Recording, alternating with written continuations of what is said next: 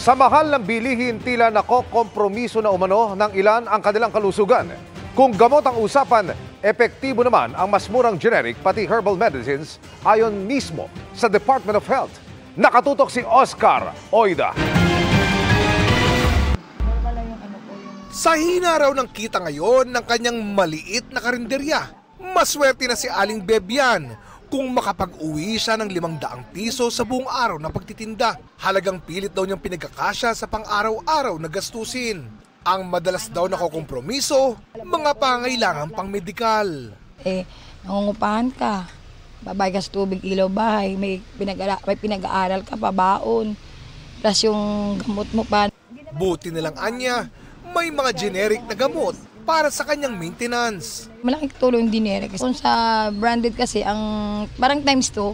Si Aling Estrella naman, matagal na daw umaasa sa herbal, lalo na tuwing magkakasakit ang mga apo.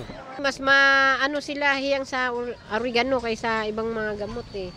Ayon sa DOH, maaasahan talaga ang mga generic na gamot, maging ang ilang tradisyonal at herbal medicines. Ngayong ipinagdiriwang Generics Awareness Month, pinangunahan ng DOH at Philippine Institute of Traditional and Alternative Healthcare ang Traditional Care and Generics Medicine Expo.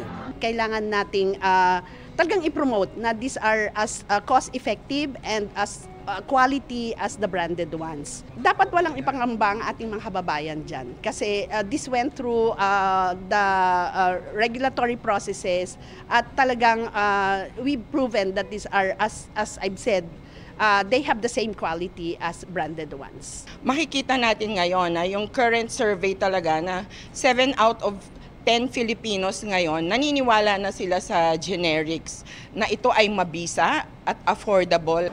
Ibinibita rin sa event na ito ang iba't ibang herbal o natural na gamot at traditional care.